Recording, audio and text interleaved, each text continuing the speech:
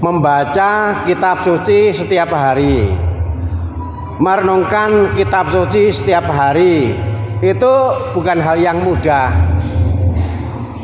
Mengapa? Karena ada musuh yang ngompori kita. Jangan. Musuh itu bisa berupa kemalasan. Musuh itu bisa berupa senangnya cari alasan. Ingat ketika Adam dan Hawa setelah menyerah pada setan, lalu kemudian Allah datang, dan apa yang terjadi? Saling mencari alasan, saling menyalahkan. Jadi ada musuh. Nah, kita percaya pada dasarnya musuh itu bisa dikalahkan. Kita belajar dari binatang apa sih namanya? Yang ada capitnya? Kepiting. Kalau kepiting itu sendirian menghadapi burung elang, ya kalah.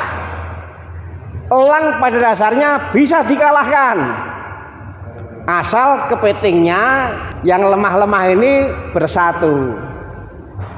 Kalau ada persatuan, ada kekompakan, satu sama lain saling menyemangati, satu sama lain saling ngobrol untuk memberi semangat, maka nggak berlebihan. Bisa terjadi bahwa kekebalan gereja berupa, ayo kita biasa membaca, merenungkan kitab suci. Ayo di rumah yang tidak bisa membaca karena sudah sepuh, dibacakan. Inilah kekebalan gereja. Nggak berlebihan, itu bisa. Jadi kekompakan itu ternyata ada harganya. Kekompakan itu ternyata juga ada manfaatnya. Itulah yang bisa kita lihat tadi. Kekompakan kaitannya dengan sabda Tuhan, ada harganya, ada pengaruhnya. Satu tubuh banyak anggota. Kalau egois terserah masing-masing, ya susah. Kalau ketekunan, kebiasaan membaca, merenungkan kitab suci diserahkan ke masing-masing, itu tanggung jawab masing-masing, ya susah. Sukses itu tanggung jawab bersama. Kekompakan itu ternyata ada harganya. Kekompakan itu ternyata ada dampaknya. Ketika sendiri susah, tapi kalau kompak, kalau bersama, semua bisa. Kalau masing-masing, satu pun nggak ada yang bisa.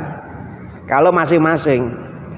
Tapi ketika itu dilakukan dengan kekompakan, dengan semangat bekerja sama, maka sukses.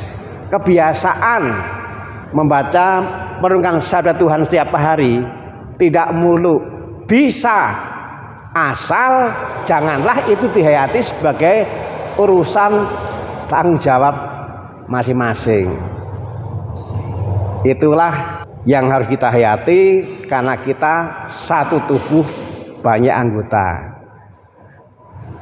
Yuk kita kompak, kita tekuni.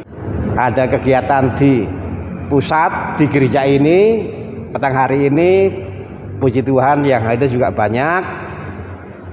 Ada juga kegiatan yang dilakukan di lingkungan, dan juga ada yang dilakukan di keluarga. Semuanya dalam rangka supaya sabda Tuhan menjadi makan harian bagi kita.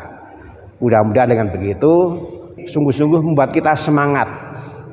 Jangan satu pun kekurangan gizi, jangan satu pun kekurangan firman.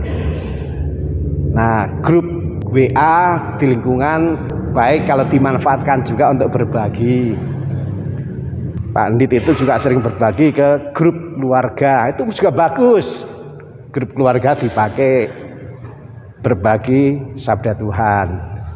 Terima kasih, selamat sore.